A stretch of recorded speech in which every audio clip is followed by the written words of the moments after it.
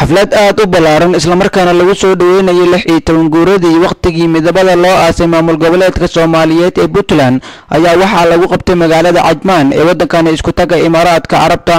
xafladani oo ahayd mid si heer sare loo soo agaasimay isla markaana ay soo qaban qaabiyeen jaaliyada reer Puntland ee ku dhaqan wadankan Imaaraadka ayaa waxaa halkaasi ka soo qayb galay mas'uuliyiin kala duwan xildhibaano ka tirsan xukuumadda federaalka Soomaaliya iyo agaasimaha guud ee ciidamada badda Puntland iyo qaar ka mid ah jaaliyada Soomaaliyeed ee ku dhaqan wadankan isku taga Imaaraadka Carabta. waxaana halkaasi khudbado kala duwan ka soo jeediyay madaxdii ka soo qayb gashay xafladani lagu xusayay 16 guuradii maamul goboleedka Puntland. waxaan u maleynayaa in lagu baraarugsanaado taariikhda Puntland si maaragtay loo helo dad ay ka dhaxlaan jiilka dambe. runtii inta markaan kaga baxo Puntland ujeedooyinka loo asaasay maantay markaynu fiirino waxaad moodaa boqolkiiba 70 ama 65 in lagu guuleystay taasoo ahayd in goboladii markaas Puntland in la helo nabadgelyo waarta iyo in la helo qaab lagu gaaro ama la isugu keeno ummadii Soomaaliyeed. waad garanaysaan nabadgelyada aynu helay iyo heerka aynu maanta gaaray alxamdulillah wax Ilaahay loogu mahadiyo. Soomaali raadinteedii qarannimada Soomaaliyeed heerkeen u maray iyo meesha aynu u marayna waad garan ka dhaan. qof walba bal adigu intaad maskaxdaada dib ugu noqoto waxaad is weydiisaa haddii aanay 16 sano ka hor aan maamulka la asaasi lahayn ummadda deegaanka ku dhaqan oo ay maanta halka ku soo gaari lahayd talo sida xaaladu ahaan lahayd ciyaadu billah. ilaahay baa mahad leh. ilaahay dadka garansiiyay guurtida iyo waxgaradka iyo culimada iyo odayaasha iyo duubabka garansiiyay dhalinyarada in dadku ismaamulo kala dambeeyo shuruuc ku noolaado nabadgelyo ku noolaado ilaahaas mahad leh.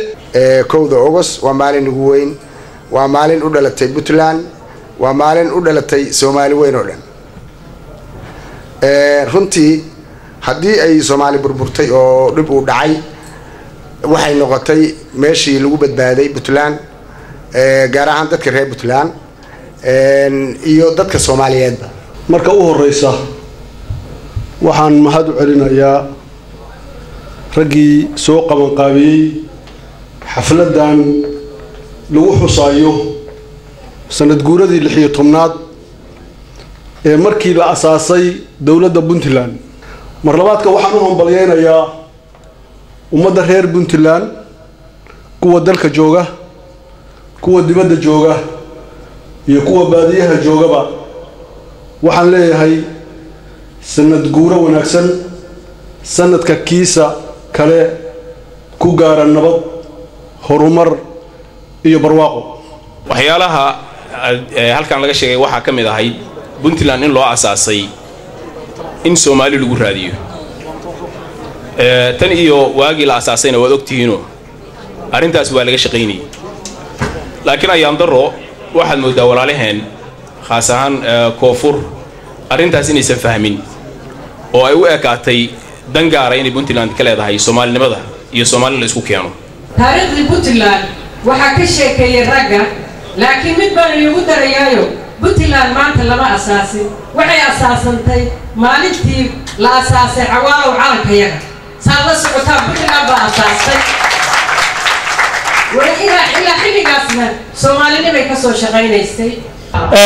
Puntland هرب يوجد لكن عملك على الأرض سي كسر بقول شغاشني سيدي ولا عيش تمشي ومدى ريب Puntland مالك شغان بوحلي هي هامبليو سنة كسكلة وعن يرجعنا يا قولي فرحات يا هرمر. أما يا وهامبليني أول شيء دولة Puntland سنة قولة دي الحيتمنات همبلية كده واحد سلامي ومد Soomaaliyeed meel kasta ay joogaan dadka Soomaaliyeed dawladda federaalka madaxweynaha Soomaaliya insha Allah waxaan rajeynayaa dawladda federaalka inay nabad heshay barwaaqo.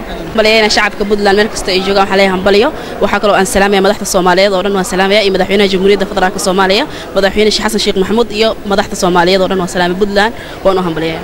xafladani ayaa ahayd xaflad si heer sare loo soo agaasimay isla markaana loogu dabaaldegayay 16 guuradii ka soo wareegatay waqtigii midabada loo aasay maamul goboleedka Puntland.